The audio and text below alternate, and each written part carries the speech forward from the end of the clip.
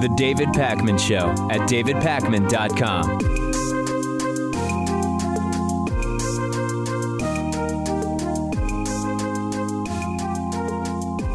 Good afternoon, evening, middle of the night, or morning, my friends, depending on when you are listening to this. We are roughly a week away from the New York primary in both the Republican and the Democratic primaries. New York has been considered a sort of gimme for both Donald Trump and Hillary Clinton for a long time now. But what I want to explore with you today, if Lewis will allow me, is whether that is actually the foregone conclusion many want us to think it is. Let's start first on the Democratic side. How do the Democratic primary polls in New York look right now? Well, if we look at the Real Clear Politics averages of recent polls at different points over the last, month or so, you will see that about a month ago, Hillary Clinton had a 60-28 lead over Bernie Sanders in the big prize of New York. 2 weeks later, Hillary Clinton had climbed to 63%, while Bernie Sanders had climbed to 30% as uncertainty about who people would vote for started to evaporate. On April 10th, just a few days ago, Hillary Clinton held a 54-40 lead over Bernie Sanders, losing about 10 points off of her lead from March. And then most recently, as of this morning, a Real Clear Politics average of recent polls has Hillary Clinton up over Bernie Sanders by roughly 53-39. Is New York State now in play? There's no doubt whatsoever that Bernie Sanders has surged in New York State, the state that both he and Hillary consider their sort of home states, although Hillary not really from New York and Bernie Sanders born in New York, but a longtime Vermont resident and Vermont's elected official. Bernie is still far back, Lewis, but he has closed that gap. Bernie's best day is always voting day. Really? Well, except when he underperforms the polls. But how many times has that happened out of all the primaries? Not that often. Yes. So the days leading up to and the day of, I expect these numbers to be more in Bernie's favor. Well, that's the talking point, right? Tomorrow night, Thursday night, there is a Brooklyn Democratic presidential debate on CNN, which is a big deal is being made out of that. And the talking point is Bernie is going to surge. He's going to have a huge weekend. It's going to be absolutely tremendous. And then next Tuesday, Bernie's going to knock it out of the park. Let's sort of take a step back from whether Hillary wins by 7 or 12 or Bernie pulls out a victory by 2 or 5 or whatever. What we have to remember, and now, interestingly, I said this Monday, but now we have more and more articles being written about this. The scenario where there is a Democratic contested convention in Philadelphia this summer is becoming more and more likely. And you remember, Lewis, I came to you with this story on Monday. You thought I was nuts. You barely even let me do that story on Monday. That's not really true, but Lewis was skeptical. But now we actually had a number of articles today which said, hey, guys, if Bernie Sanders can keep getting around 48% of the vote, there's not going to be a winner before the Democratic National Convention, and we will have a contested convention here. And that's the bigger picture. Whether Bernie gets 55% or 47% in New York, if it's either of those scenarios, Lewis, it almost doesn't matter whether he wins or loses because it's the number, it's within that window that prevents anybody from getting to the nomination before the Democratic Convention. And he will have to do that in every other state, but I do expect him to be right about at that level in New York. And what about the Republican side in New York State? Donald Trump is way up. He's up by an average of 33 percentage points in a recent Real Clear Politics average of polls. So it may be that may be it in terms of New York. And Donald Trump, we know, very, very strong in New York. He loves New York. Ted Cruz with a totally abortive attempt at appealing to New York voters after talking about New York values as a negative thing a bunch of times. It's even been suggested, Lewis, that New York values has anti-Semitic undertones to it. Be that as it may, it's not at all looking like Ted Cruz is going to do well in the state of New York, but we'll have final polling for you next week before the election. Okay, I've been outlining a so-called dream scenario for the eventual Democratic presidential nominee, which is that Donald Trump stays in the Republican race absolutely as long as possible. doesn't reach 1,237 delegates, at which point the Republican establishment hands the nomination to somebody else at a contested convention. Trump goes ballistic because he's been treated unfairly, runs as a third-party candidate, which effectively gives the presidential election to the Democratic nominee. But now that it is April 13th, we have to come to terms with the reality that even if Trump wanted to, he probably can't do that at this point. In order to run a viable third-party candidacy, you need to be on enough ballots to have a shot at winning the 270 electoral votes that one needs to become president of the United States. The Democratic and Republican establishments have put in place a lot of rules to prevent any of these last-minute third-party runs, which could be a challenge to their nominees. Every state has their own rules, but here's an example of some of the states. Florida. In Florida, to get on the ballot in November, you need to petition by July 15th with 119,316 valid signatures. Now, valid means you usually want to collect 2 or 3 times that number to protect against last-minute disqualified signatures. This is a huge on-the-ground project. Trump's ground game is abysmal, and there's no indication at all that he's planning to do this. To be on the ballot in Texas as an independent, you need to have filed your petition by May 9th, less than a month from now, and you need 80,000 voter signatures, and it has to be people who didn't already vote in the March 1st primary in Texas. Good luck with that. We probably have to start forgetting about that scenario, Lewis, as a really viable one. That's too bad. I was looking forward to that.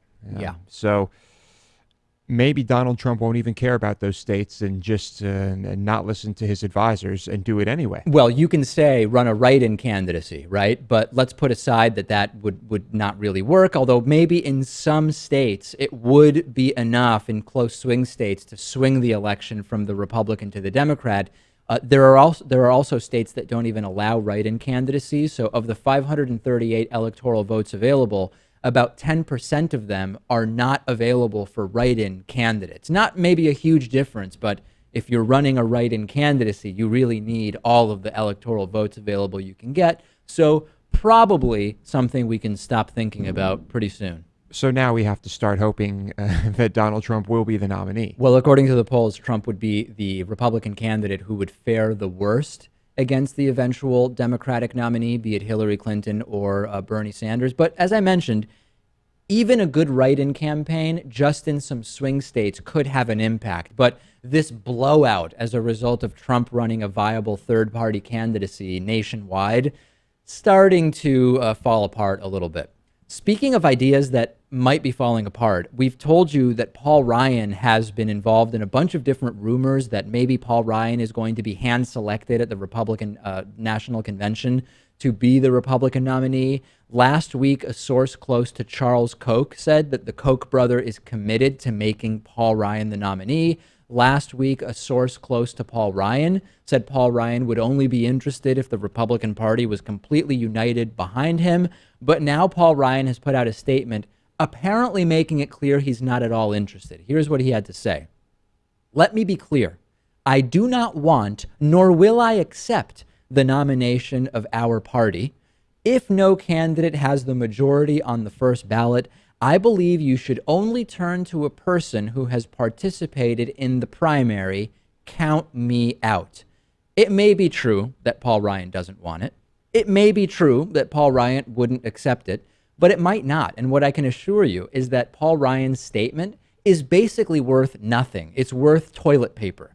Paul Ryan initially said that he was not interested in becoming Speaker of the House too, and he is now Speaker of the House. Now, Paul Ryan said that's totally different. He said that's apples and oranges. Being Speaker of the House is a far cry from being President of the United States.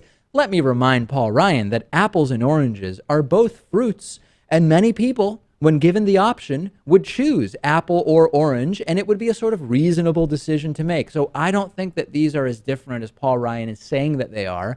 I don't think Paul Ryan's denial is worth much to us at all.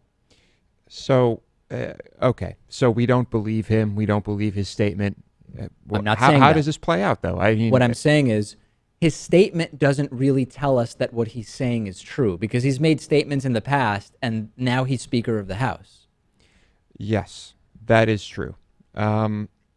I don't really, if he had the will to do this, is the idea that if he's thinking there's still a chance I'm willing to do this, is he thinking that I'm going to make it look like I don't want this? Yeah, it's like season 4 of House of Cards. Right. That's right. I was just thinking of House of Cards. It's exactly the scenario. I don't want to spoil the specifics of it, but there was a very similar scenario in season 4 of House of Cards. I generally believe Paul Ryan, and he sort of has to say this. It would be seen very negatively by the Republican Party if he starts saying, hey, you know what? We do have a bunch of doofuses running, and it would be a good idea to nominate me instead. He can't say that. That's not politically viable. But to the extent that we know Paul Ryan's backstory, I believe that there is no question whatsoever that if the Republican Party did unite behind him at the Republican convention, he would do it. And the worst part of all of it is that Paul Ryan would probably have a much better shot of defeating the eventual Democratic nominee, and that's why this is horrifying. No doubt. And the guy who would, I'm assuming, would do more harm than any other candidate on the table right now. I think that there's a very good chance, because Paul Ryan is a good negotiator. When he cares to pass budgets, he can do it, although apparently now he doesn't care to. He could really do serious damage. Yeah, Trump is not going to get Mexico to pay to build a wall. Trump's not going to ban Muslims. Trump is not going to just single-handedly cancel all sorts of trade deals that, although they may be disastrous, the president can't just say, we're out of this entire thing. So the danger of the Trump presidency is quite different than that of a Paul Ryan presidency.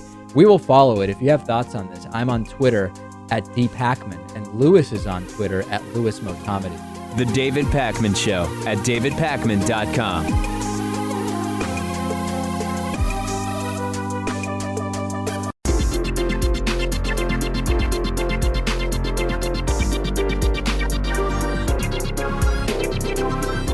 The David Pakman Show at davidpakman.com. Today's new member of the day is Louisa Johnson. As you might have heard me mention once or twice before, this program depends on the support of viewers, of podcast listeners, and our radio and television audience, and of course everybody on YouTube and Free Speech TV. And for the next 4 or 5 days, if you want to get a membership, we will give you a 33% discount, and I will send you a free David Pakman Show t-shirt made from 100% recycled fabric if you sign up at davidpakman.com/spring16. Shipping is free within the United States, a little extra if you're outside the United States. And then on Monday, April 18th, we will be giving away 5 $25 gift cards to everymanjack.com. They have very cool products, which I've been trying out over the last couple of weeks. And also 2 one-of-a-kind, well, I guess they're not really one-of-a-kind because I have 2 of them. That doesn't really make sense. 2 limited edition David Pakman Show grocery tote bags, which are very, very cool. So 7 $25 items to give away on Monday. Every member in good standing as of Monday morning is eligible. Okay, let's get into Hatriot Mail for this week. Because the government that is supposedly totally inept is the same government that can pull off a conspiracy that'll blow your mind. Hatriot Mail. Written by patriots who hate David Pakman. Because America. And because freedom. Okay, you've probably heard of the so-called Bernie Bros. The Trump Bros have invaded the David Pakman Show. The Trump Bros have invaded our YouTube channel for sure. Look at the like-dislike ratio on any video related to Donald Trump. And the Trump Bros have now officially invaded Hatriot Mail. I hate to say it, Lewis, but it is true. Take a listen. Hey, sissy boy. Trump can buy and sell you with the lint in his pocket, bitch. You don't have a clue what he said because you're retarded. What have you ever created besides a YouTube channel to puke your retardation on the world? He pays more in taxes every year than 2/3 of every other person in America combined, you dumb shit broke-ass turd. It's people like Trump that actually pay taxes that pay for all the programs people enjoy in this country, you retard. I'll bet the shirt on my back you file taxes and get a return and get all your money back and a little more. Fuck off back to mommy and daddy's basement and leave real life to the grown-ups. There's so much. I mean, this is so rich. Quite a tapestry that was woven there by that Trump bro. I like Trump pays the same in taxes as 2/3 of every other person. So I'm thinking back to dividing fractions. 2/3 divided by 2 obviously is 1/3. So I guess what he's saying is 1/3. It would have been simpler to say it that way, don't you think? Yeah. And the idea that it almost sounds as if Donald Trump is single-handedly keeping our government afloat. And then the idea that somehow you file your taxes and the government is giving you money, as if a return is just... I think what they mean is that my tax return is so paltry that I don't pay taxes. I'm below the threshold where the government just gives you all the money back. You don't pay any federal taxes. I think that that's what they're suggesting there. And also, always in the back, this always resurfaces the basement studio, the mommy and daddy's basement studio. We haven't been for about 3 months. I was doing the show out of my old apartment in Western Massachusetts when we were transitioning from one studio to another. But this program has never been a home-produced program. But let me go further. What's so bad? I mean, people can build pretty good studios in their homes these days. I don't understand why the program would be materially worse if we had built the studio in a house. Or your parents' house. Sure. It shouldn't matter. I have something that I think you're going to like this week. A couple of weeks ago, I had a telemarketer call where it was the Indian Viagra salespeople, and I kept them on, and the concept was to basically just sort of keep them on the phone for a while, and then eventually act confused as though I was selling them the Viagra pills. I got another call, and I was able to record this one. The background on this is you might have heard that in some states where electricity or public utilities were highly, highly regulated, there's been some deregulation. So you can opt to change the supplier for your electric company. Now, it's mostly a scam. I have a couple friends who work in this field, and they tell me, yeah, here's how it goes. Someone calls you and says, hey, listen, you're currently paying X on the supply portion of your electrical bill. We can offer you some discounted rate, right? 2 cents per kilowatt hour less than what your current X rate is. What they don't tell you is, number one, those are typically introductory rates and they go up very soon thereafter. And then in order to actually save money, you're going to want to end up switching again. Or they are only talking about the supply portion, not the delivery cost, which is still paid to the actual utility that has the infrastructure. And combined, you might be confused and thinking that you'll pay less. You're actually paying more. You've probably gotten some of these calls, Lewis, offering to switch your electric supplier. I wouldn't know because I'm never on the phone with them long enough to determine what it's about. Yeah, you get off quickly. So anyway, we're going to pick up this call where I've been asked for my account number, and my strategy here was to just be very confused about what my account number is, as well as where I even live and have electrical service. Great editing on this by our segment producer and intern, Noah Ferguson. I present to you, and this will become clear why, Centaur Energy. That's the way I've titled this telemarketing call. Take a listen. The only thing that I will need for you to do is to grab either a new or an old copy of your National Grid electric bill. Oh, okay. So this is about saving money on the electric bill. Yes, sir. This is about a rate reduction on the supply portion of your electric bill. Okay. I have my electric bill here. Now, if you will look in the top right-hand corner of your bill and read to me your account number when you're ready. Okay. It's 7, 4, Okay. 6, 8, 3, 9, Okay. 7, 2, dash, 7, 8, 1, 0, 6, dash, 12, 4, 9, 2, 6. Now, this is the top right-hand corner of your bill, correct? Oh, I'm top right. I was looking at Yes, sir. bottom right. I'm sorry. And it starts with a letter, right? Yes. Read to me that account number when you're ready. Oh, okay. So it's FE Okay. 926 Okay. 8758 Okay. 382 231098. Okay. Now, did you have a dash? Because it should be about 10 numbers. Oh, I'm It's gonna sorry. be Yes, 5 I numbers, didn't. a I dash, skipped and the 5 numbers. dash. It's dash 798. Okay. And I have your phone number listed as 413. Who were you trying to reach? No, sir. It's a state authorized reduction for all National Grid customers, sir, to receive a lower rate on your bill. Okay. My home has solar power, though. Okay, great, sir. So you generate your own electricity? What's the name of your company? It's the same energy that you're already using. We're just from the New England grid, sir. It's just a lower rate. Now, I live in New York City now. Is that a problem? So what's your zip code, sir, from New York City? It is 187265. 187265? Okay. That's too many numbers. It should be about 5 numbers. Oh, I'm sorry. It's 1072. So it's 1072? 107265. Okay, sir. Hold for one moment, sir. Hi, sir. I'm one of the floor supervisors. How are you? Good, thank you.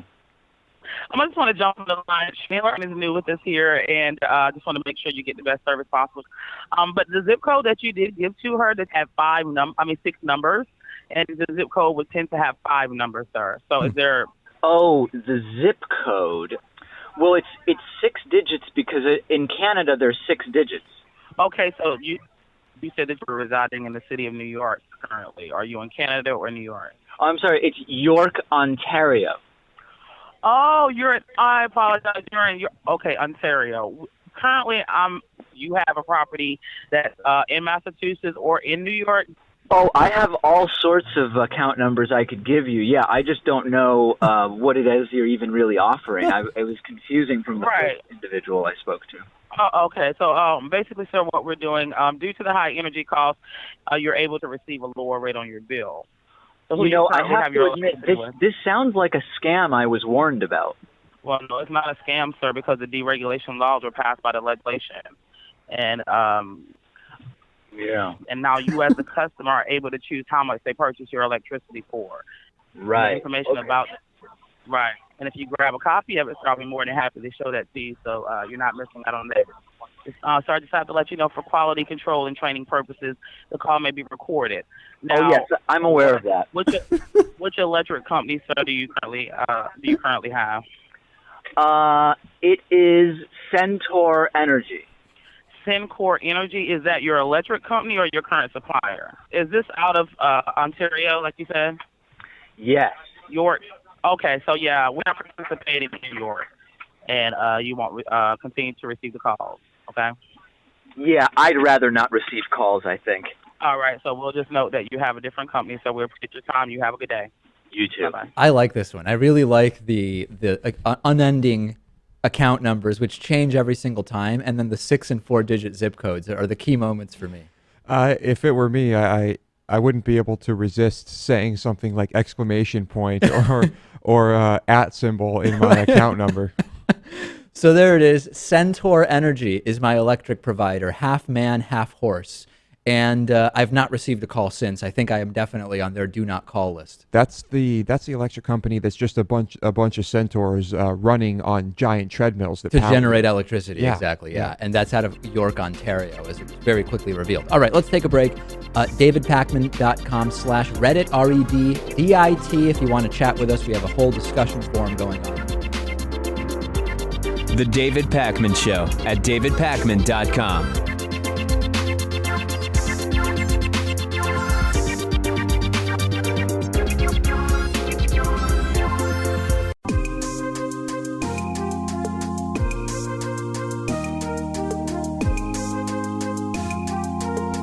Welcome back to the David Pakman Show. It's great to be joined once again today by Professor Gad Saad, who is Professor of Marketing at Concordia University and also author of The Consuming Instinct and the Evolutionary Bases of Consumption, and a fellow Aura TV Unsafe Speech. Are you a contributor or a host? I mean, I guess contributor is sort of the right term. Yeah, exactly. I mean, basically, the deal is that, at least my deal, I'm not sure what yours is like, but I basically submit I submit all my content first to Aura TV. Then there's an exclusivity period, and then I could post it on my YouTube channel. So basically, that's all that it is. So one of the topics you address and one of the topics we address deals with sort of this general area that includes issues of free speech versus safe speech vis-a-vis college campuses. We've been talking about the term regressive left and sort of trying to figure out, is this a valid term? Is the term being misused? What does it describe? And invariably, we get back to examples of what's happening on college campuses around the U.S. And as in the presentation I watched yesterday that you gave, also talking about what's going on in Canada, for people who may have no idea whatsoever what it is that's taking place on college campuses, how would you sum it up? Yeah, so I would basically say that there are folks who actually don't wish to engage in unrestrained debate. Now, they can't behead you literally. And so what they can do is create environments that are not conducive to proper exchange of ideas. And so they come up with all sorts of mechanisms by which they can stifle the free exchange of ideas. That could be through stifling political correctness. It could be by having an insistence on safe spaces, which effectively amount to anything that I disagree with might trigger me. It includes having trigger warnings that might cause me to be emotionally damaged if I am exposed to a concept that might be damaging to me. So there are all sorts of ways by which the discourse could be controlled by imposing these types of mechanisms. It's horrifying. This sort of gets me to where I have concerns about the term regressive left. And tomorrow we're publishing quite an extensive expose and investigation into this term, because as I hear you describe and sort of qualify what this issue is that's taking place, to me, it sounds like an example of the ostensible or putative left not actually being progressive or not standing up for the progressive principle of free and open debate and a fair and real evaluation of ideas. And this is what gets me to wonder whether what we're really talking about is an authoritarianism that spans both left and right of the political spectrum, maybe in different ways. Well, I think you're right that the desire to stifle free exchange of ideas is not historically linked to only one side of the political spectrum, right? I mean, people on the right could try to stifle debate in all sorts of ways, and people on the left can do so. The regressive left appellation, in this case, does refer to folks who are from the left, but who, for various reasons, for example, they don't believe that we should talk about certain marginalized groups because when it comes to their sort of progressive stack, it is more important to protect those folks than to talk openly and honestly about some of the issues that might afflict those folks. And so the term is correct to the extent that much of academic campuses are run by folks who are on the left side of the political aisle. But of course, you're exactly right that the more general phenomenon is one of authoritarianism. It's to try to control the dialogue. One element of your presentation on this issue that I want to explore in a little more depth with you is at a certain point you cite the economist Thomas Sowell. And it's a quote where he points out the lack of political diversity in sociology departments. And so talk to us about what was the sort of purpose of including that quote in your presentation to get us all on the same page. Yeah, great question. So I started off by describing a study that was conducted by some academics looking at the political affiliation of professors across a wide range of universities in the US. And what they found was that across disciplines, it was a 5-to-1 ratio of Democrats to Republicans.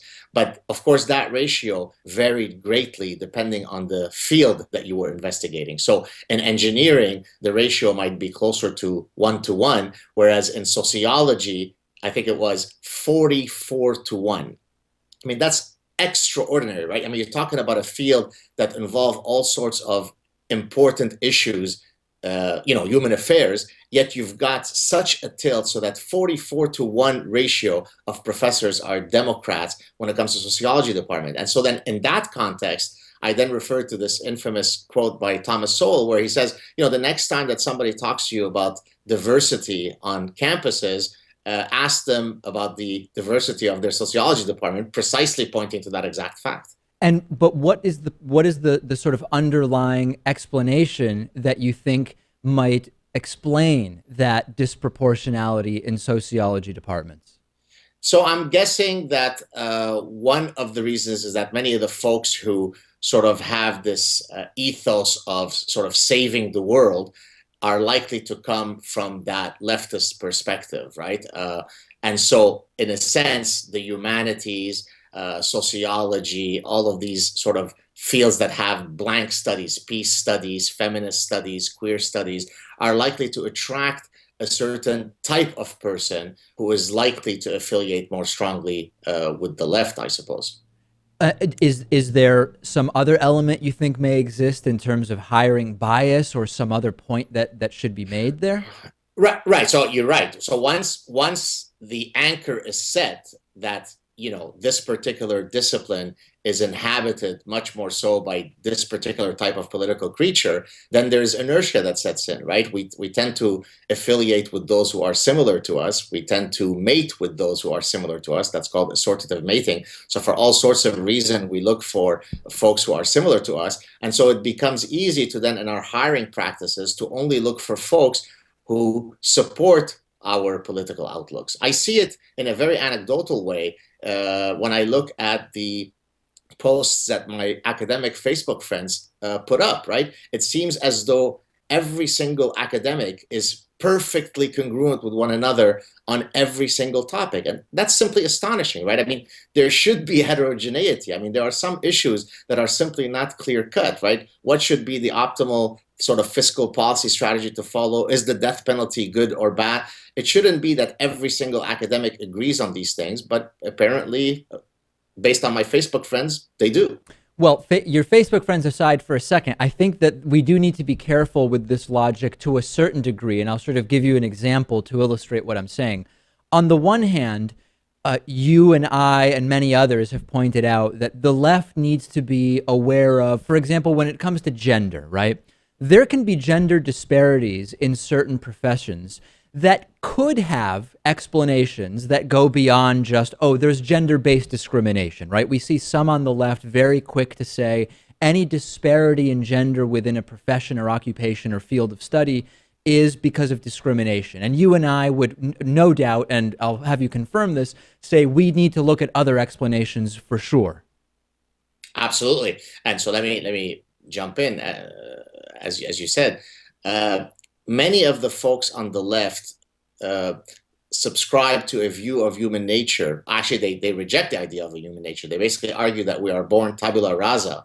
We're born with empty minds, and it's only a cascade of socialization forces that make us who we end up becoming. And so when it comes specifically to sex differences, the idea is, at least according to some of these social constructivists, many of whom would be on the left, is that short of our genitalia, men and women are born indistinguishable from one another. And then because of this pervasive, pernicious, patriarchal socialization, then we sort of take different trajectories.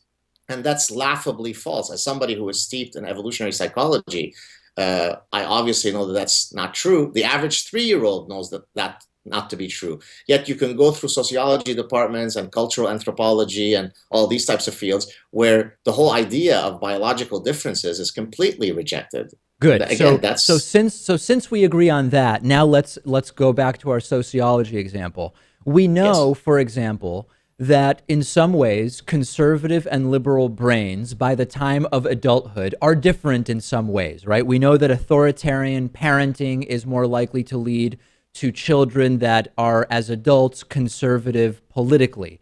We've seen studies that say the fear centers in their brains are bigger when they are older, when they were raised by authoritarian parents. That is going to lead invariably, correct me if you disagree, to, for example, fewer conservatives wanting to get into social work, right? Does that mean the field of social work is biased against conservatives in some way? I don't know that we could say that. Right. So I'm aware of the studies that you've mentioned, but I haven't read them carefully, so I wouldn't feel comfortable sort of pronouncing a definitive position as to their veracity. But conceptually. I mean, conceptually, I could imagine that there are certain realities, whether they be innate or learned, environmental, that might cause someone to be more or less likely to sort of associate with one political stance versus another. There's actually a study that I can comment on that kind of follows what you're saying. How physically strong you are, as measured, I think, by hand grip strength, turns out to predict whether you take certain, quote, sort of more conservative militaristic positions or not. So there is definitely something on the conceptual level to what you're saying, but I certainly can't comment about the specific studies that you mentioned. That's interesting. I mean, as a purely anecdotal example, my turn to be anecdotal, every man I've met who insists on trying to crush my hand during what in my view should be just a very casual greeting handshake has turned out to be not only a right-winger, but some of the most outrageous right-wingers with the most bizarre set of beliefs I've ever met. And of course, purely anecdotal, but I wonder if there's something to that. Right. But now, I think we both saw a tweet recently when somebody said, oh boy, a bunch of right-wing zealots will be speaking to one another in an echo chamber, speaking about us. So apparently, we must have some really strong hand grips because apparently we're right-wing zealots. So let's to sort of go back to the general concern that you have here. What could possibly turn around this dynamic that you've observed on college campuses in a way that will both allow for more open and free debate, where issues are not off limits and people are treated like adults and expected to sort of be able to handle real discussions, while not getting away from what is certainly a tradition of many areas of study that, for one reason or another, as you suggested, may lend themselves to liberal ideas and liberal thought. Is there some way to sort of bridge this gap that is opening up? Right. Well, I think it's by having the conversations that we're having. I mean, if I can speak of myself, if every professor were to take up the mantle of fighting for freedom of speech on campuses rather than leaving it for others to pick up that fight, right? I mean, as I've mentioned before in other venues, I receive many private emails from fellow professors who say, wow, I admire your courage. I admire the fact that you speak up. Too bad that I don't have that courage to sort of go against the wave of political correctness. Well, I think we can turn the tide by making it easier for people or compelling people to participate in this exchange. Don't leave it for others to fight the big fight. And if professors stand up in unison and say enough is enough, no more safe spaces, no more trigger warnings, no more cultural appropriation, no more microaggression, none of this infantilizing and coddling of students, then the pendulum can swing back very easily. But if everybody is going to succumb to cowardice, then the problem will only worsen. All right, check out Professor Gad Saad's video on his YouTube channel, How Political Correctness Limits the Free Exchange of Ideas on Campus. And the great thing is, whatever your view on it, you're open to hearing it. I'm certainly open to hearing it. And even on this issue, I think open debate should be encouraged, because there's no doubt that not everybody in my audience will agree. Exactly right. Well said. All right, Professor of Marketing at Concordia University, author of The Consuming Instinct and the Evolutionary Bases of Consumption, Gad Saad. You can check him out along with our content on unsafespeech.com. The David Pakman Show at davidpakman.com.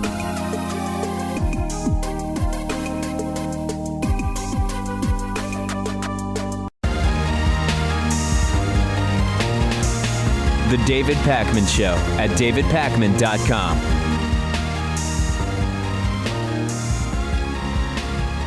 So-called Christian author Mack Major has condemned women who use sex toys and who masturbate to spending eternity in hell.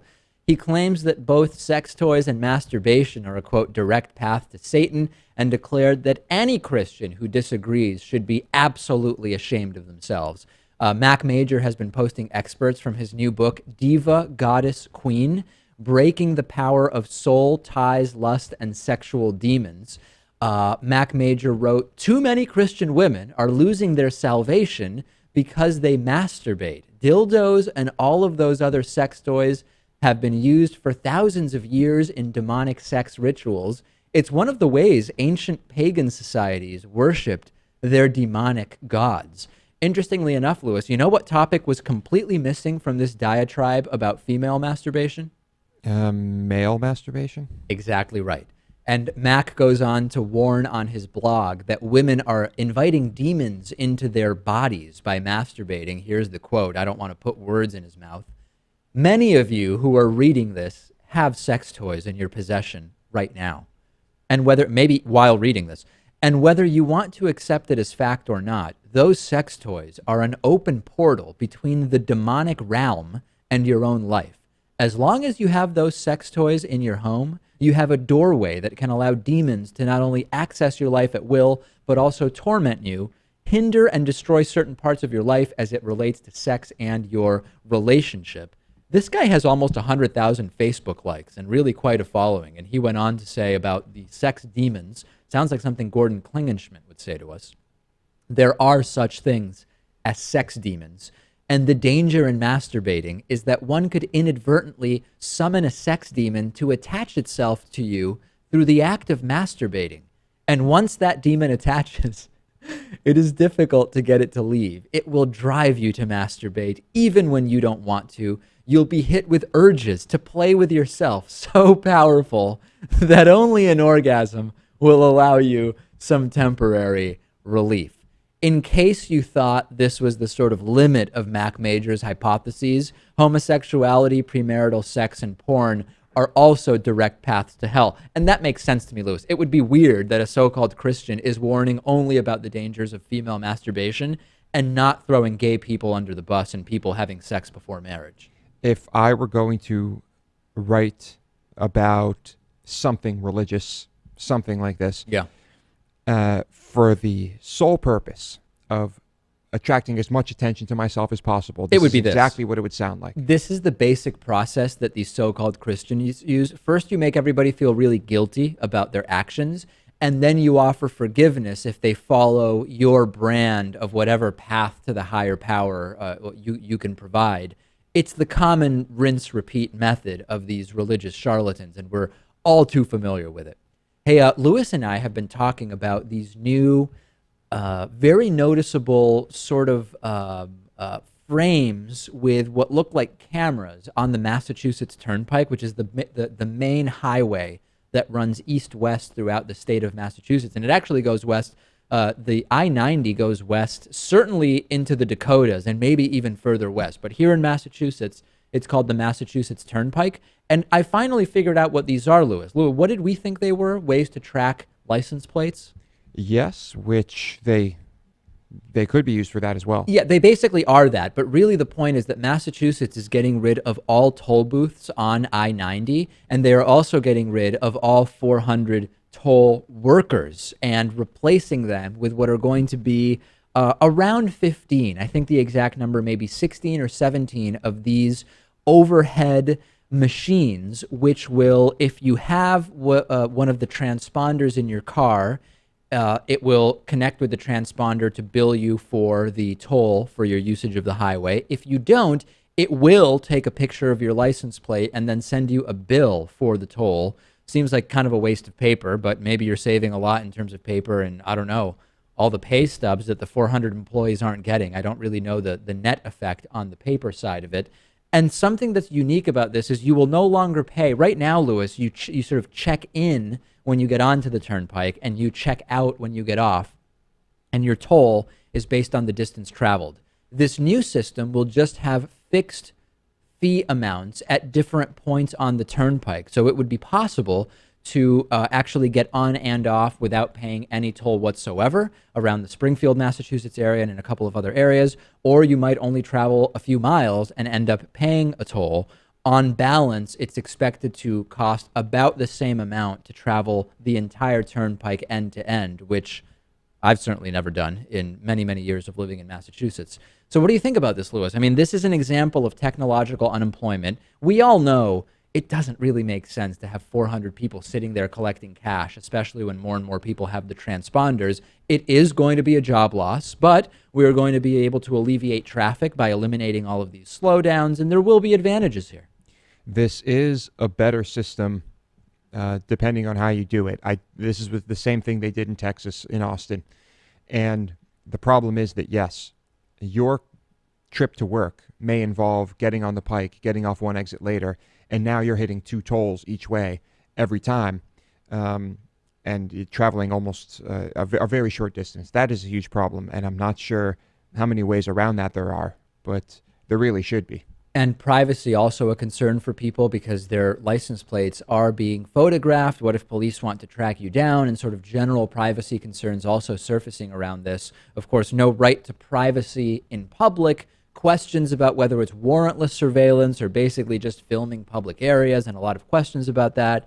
What is absolutely undeniable is that there is no stopping this change in much of this country because, no disrespect at all to the toll workers, these are jobs which now can be pretty easily replaced with relatively simple technology, and it's happening here in October. We have a voicemail number. The number is 219-2-DAVID-P. Here's a voicemail I received. Kind of interesting. Hi, David. This is Wesley from Detroit. Love the show. Watch you guys every day.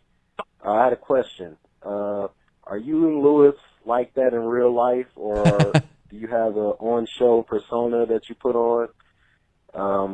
I was just kind of curious, like, do you guys, like, kind of act things out for the show and then are kind of different when you leave the set? Yeah. All right, thanks.